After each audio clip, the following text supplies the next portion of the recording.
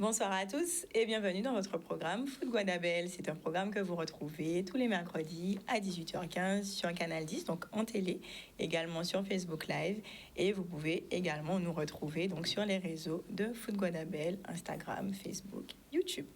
Ce soir, donc, je ne suis pas seule. On poursuit la saison carnavalesque. Donc, après avoir reçu Son à Concla, Tifoueta, Creole Factory, Match 2.0 et Nico, ce soir, je reçois Maïli. Bonsoir Maïli. Bonsoir Leslie.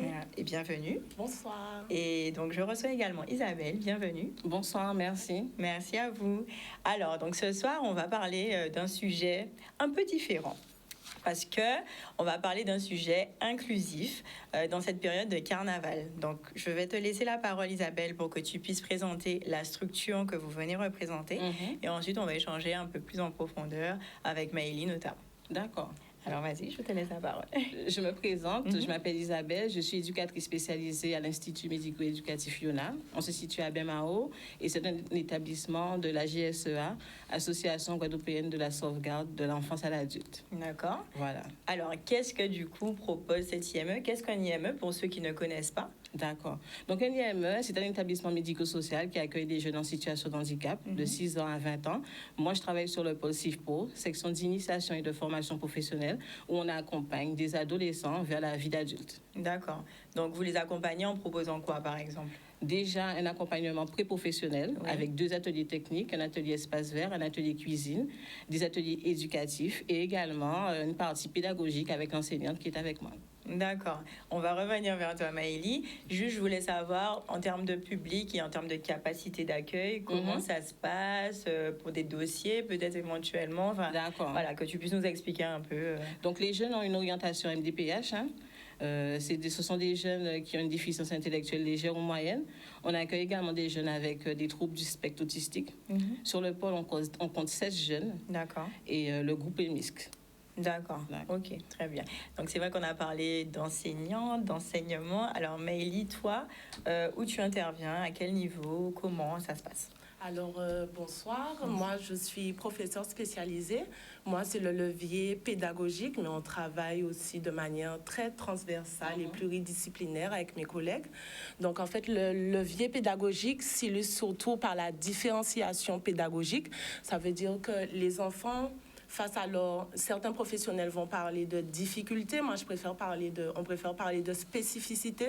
Le but est de s'adapter et de suivre le rythme de l'enfant. Donc, en fonction de ses objectifs individuels ou communs qui sont dans le programme de l'éducation nationale, eh bien, on va suivre les objectifs de l'enfant qui est acteur de son projet. Alors, est-ce qu'on peut avoir un exemple de projet, peut-être, d'insertion professionnelle? Enfin, comment ça se passe? Alors, on n'est pas fermé à ce sujet. Les jeunes peuvent ils peuvent accéder soit à la vie professionnelle en milieu ordinaire, c'est-à-dire dans toutes les entreprises de la Guadeloupe. On a plusieurs entreprises partenaires avec qui on propose des périodes de stage, mais également en milieu protégé avec les ESAT, établissements de services d'aide par le travail. Et là, c'est déjà un accompagnement plus adapté. Les horaires, il y a une équipe éducative encore présente avec les jeunes, donc tout dépend des compétences, du degré d'évolution. Un jeune aussi peut intégrer un ESAT et après se diriger vers la voie du milieu ordinaire. Donc, ce n'est pas fermé. On s'adapte aux jeunes, on lui propose quelque chose qui répond à ses besoins. On tient compte aussi de sa famille, puisque aussi, l'entourage est important. Voilà, c'est un projet qui est mené avec la famille et surtout que la famille, elle collabore pour que le jeune puisse se mobiliser et être impliqué dans son projet de vie. Si sa famille n'est pas derrière, c'est compliqué. Donc, c'est pour ça que c'est un projet qui est global. D'accord. Et donc, un projet qui est mené par une équipe soudée. Je sais que Maëlie, tu as eu l'occasion de m'en parler, hein, justement, de la force de cette équipe. Exactement. Pour que les projets puissent être menés à bien. Oui, c'est important. Le devenir du jeune est vraiment notre seul objectif. Et devant tout ce que ma collègue a cité, l'enseignant doit vraiment prendre en compte cette diversité d'élèves. Et cet accompagnement, au mieux, se passe et fixé sur les objectifs, mais aussi les progrès de l'élève. D'accord, de chacun. Oui. Donc je sais que ça vous tient quand même à cœur qu'ils puissent vivre comme des personnes tout à fait normales et lambda, on va dire. Et donc je sais que vous avez mis l'accent aussi sur un projet d'inclusion dans cette période de carnaval. Est-ce que vous pouvez nous en dire un peu plus? Donc, effectivement, on a mis en place un projet qu'on a nommé Ma culture, ma citoyenneté. Hein. C'est un moyen d'allier les deux, de vivre sa citoyenneté en découvrant sa culture. Donc, on a mis en place un certain nombre d'actions, de manifestations pour pouvoir permettre aux jeunes de découvrir notre culture, mais d'être aussi citoyens, de participer comme tout le monde à la vie de tous les jours. Alors, ça se passe comment? Je sais que vous avez une programmation que vous pouvez détailler, hein, vous pouvez en profiter. Remercier les partenaires aussi, certains groupes APO. Enfin, je vous laisse dévoiler le programme directement. D'accord, très bien. Donc, les 2 semaines du mois de février, les 2 premières semaines du mois de février, on a un certain nombre d'actions. Notamment, on a un DJ Vegiben, qui a accepté d'être notre invité sur le pôle, qui va partager un moment d'échange avec les jeunes et aussi nous permettre d'avoir une petite initiation à l'instrument, au platine. Donc, c'est vrai que pour nous, c'est important puisque les jeunes, ils apprécient tout ce que les jeunes, n'importe quel jeune de ce monde apprécie, la musique, la mode. Et du coup, on remarque que souvent, ils sont sur Internet à faire des recherches, à écouter des musiques à la mode. Et c'est une façon pour eux aussi de pouvoir le vivre dans la réalité. Donc, c'est pour nous une opportunité. On est vraiment très contents de recevoir ce DJ sur le pôle pour partager un moment avec les jeunes.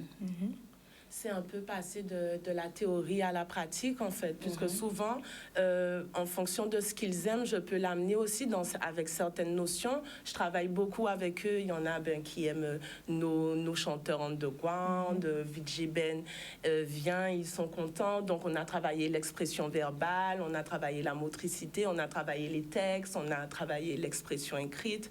Donc, à partir de différents domaines, ce pan culturel, on peut aussi travailler dans les apprentissages. J'arrive à les accrocher beaucoup plus d'ailleurs, quand ce sont des choses qu'ils aiment. C'est ça. Oui. Et donc, c'est une thématique qui leur parle beaucoup plus aussi, peut-être cette période. Est-ce qu'elle favorise finalement l'intérêt et leur... Mais ils adorent le carnaval. Oui.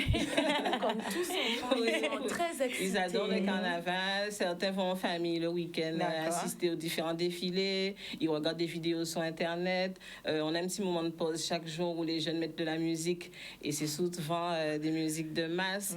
Donc, du coup, c'est vrai que c'est important pour nous qu'ils puissent le vivre vraiment. Parce que très souvent, les familles sont un peu... c'est un peu compliqué pour les familles en solo d'intégrer tout ce qui est association, parce qu'il faut déjà que l'association puisse tenir compte du jeune, se présenter, casser la barrière de la timidité, de aussi... c'est intime quand même, de des fois devoir parler de son enfant, de ses difficultés, de sa pathologie, etc. Donc du coup, nous, en groupe, je pense qu'on est plus fort, les jeunes sont plus à l'aise, ils sont rassurés, et on est comme un médium, on est là pour surtout faire le lien, un vecteur, mais on n'est pas... voilà, c'est ça notre objectif. D'accord, et donc oui, pardon, vas-y. C'est bon? Il faut que les mœurs, les valeurs évoluent, comme disait Isabelle. C'est vrai qu'avant, un enfant en situation de handicap, avant, c'était des enfants cachés, c'est des enfants dont on avait honte. Et en 2023, c'est des choses qui ne sont plus possibles. Tout être humain dans sa société, notre société guadeloupéenne, doit être inclus, doit être épanoui et doit pouvoir se retrouver, avoir les moyens de se retrouver. Et c'est notre travail au quotidien avec notre équipe, et, grâce à la GSEA qui nous le permet, dirigée par Madame Amouzin. Donc voilà. Oui, finalement, leur permettre de s'intégrer dans cette société. Et donc là, justement, je parlais tout à l'heure de groupe APO, puisque j'ai vu que sur votre programmation, vous avez notamment des associations avec Voukoum ou encore Point Là. Que vous pouvez parler de ces projets, de ce qui est prévu. Donc, effectivement, le lundi 13 février, on a une visite culturelle avec la ville de Pointe-à-Pitre dans les quartiers populaires en partant de la ruelle qui se situe, voilà, Massabielle. Et donc, on aura un maître conférencier qui sera avec nous et qui pourra faire une explication adaptée aux jeunes et ainsi nourrir leur culture, qu'ils puissent voir, que ce ne soit pas que le côté festif. On veut aussi quand même que le côté culturel, l'histoire de ces quartiers puisse les sensibiliser également. D'accord. C'est vrai que c'est important, quand on aime le carnaval, on nous doit connaître maman Maslanette, Massa Saint-Jean. Donc voilà, c'est aussi leur apporter ça, savoir, on aime le carnaval, ça vient de là, ça vient de... Voilà, il y a des acteurs importants qui ont mis tout ça en place, tous ces mouvements culturels. Oui. Donc, j'ai nommé un Voukoum aussi. J'ai vu un atelier. L'atelier Fouet. Oui, c'est ça. Donc, comment ça se passe, en fait? Comment c'est prévu? Comment ça va se passer directement? Est-ce que le groupe Voukoum vient à l'IME? Est-ce que vous venez chez eux? Comment ça se passe? Tout à fait. Alors, pour la rencontre avec Voukoum, c'est une rencontre qu'on a mis... C'est une action qui est en commun avec l'IME Les Gommiers. C'est une association, enfin, il fait également partie de l'association la GSEA. D'accord. Donc, nous avons un atelier frais avec des carnavaliers de Voukoum et ça va se dérouler à Gourbert, dans les locaux de l'IME Les Gommiers. D'accord. Et en miroir, on a voulu nous proposer également un atelier frais, maquillage et peinture avec le groupe APO Le Point pour pouvoir que les jeunes puissent voir la différence, puisque les frais ne sont pas les mêmes. Ce n'est pas la même façon de vivre le carnaval non plus. C'est notre culture, basse-terre, grande-terre. Donc, pour pouvoir assembler le tout après, confronter les deux, en fait, finalement. On a voulu faire un effet miroir des deux. D'accord. Donc là, ils sont enchantés de la programmation, j'imagine. Bien sûr, les groupes ont préparé le matériel qu'il faut pour que les jeunes puissent pouvoir travailler. Donc, voilà, ils ont très hâte, effectivement. Et est-ce que c'est un projet que vous aviez déjà mis en place et qui, donc, est renouvelé cette année ou vous innovez totalement cette année? C'est la première fois qu'on va aussi loin. D'accord. On a l'habitude de participer au défilé avec la Ville des Abîmes, le défilé intergénérationnel. On a fait deux années. Ils ont même reçu un prix une année qu'un élu est venu nous remettre à l'IME. Donc, ils étaient très fiers aussi. Leur travail a été reconnu. C'est ça. Donc voilà, et cette année, on a voulu aller un peu plus loin et proposer un peu plus de choses. Donc, on a un peu étoffé notre programmation. D'accord. En tout cas, je vous remercie, mesdames. Longue vie à toutes ces pépites, à vous-même. Et puis, merci pour ce public qui, je pense, sera ravi de participer à toutes ces manifestations. Merci pour l'invitation. Allez, à bientôt. Guadabel. Au revoir.